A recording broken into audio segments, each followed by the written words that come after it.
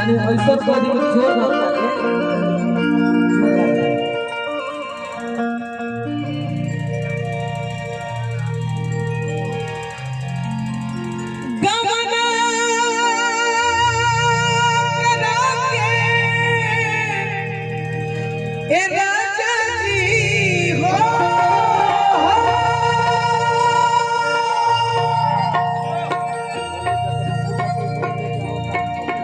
और ये कह दिया चली कोई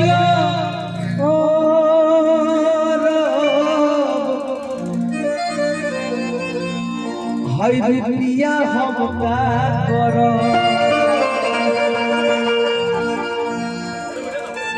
गवला करा के सैया चल गेलो और रुपया हम का करो नीक नदी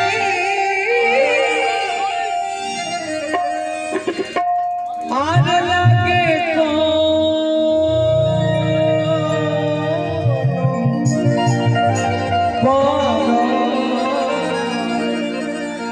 हमनी की निमन चीज जाके मार्केट में बनी जाए चोली लोग बहुत लोग गावता है अरे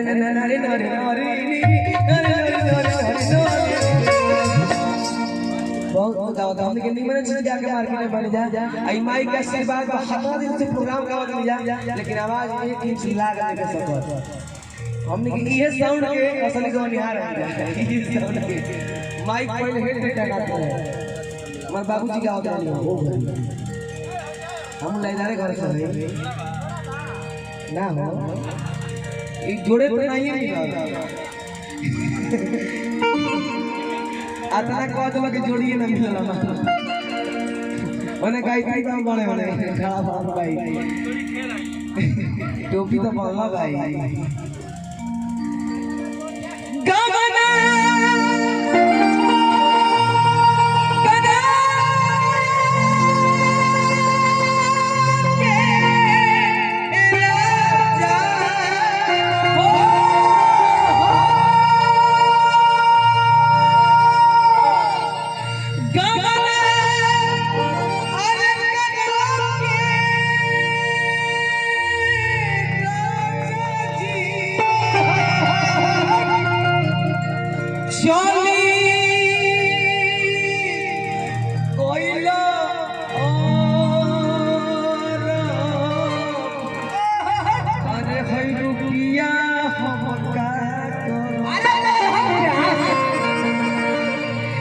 नीक नदी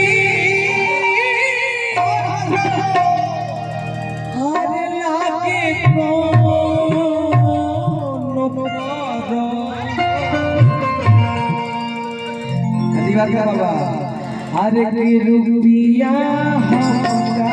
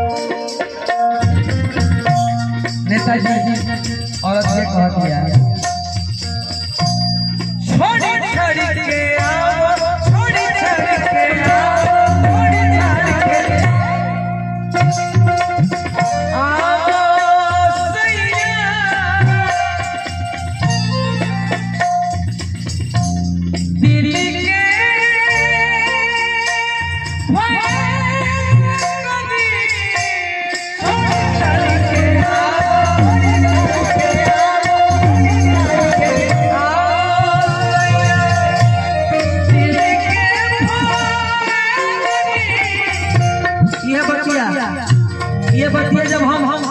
सूर संग्राम में गावत रही तरी खलपना जी कहली आंसू में जलता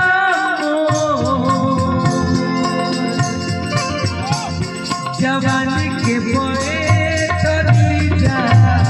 आज के बोए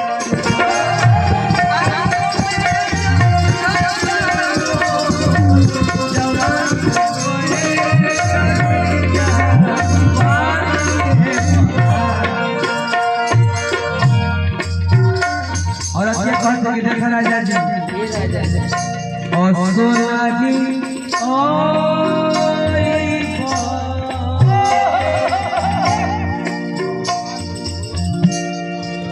ढोलकिया की लेके आई।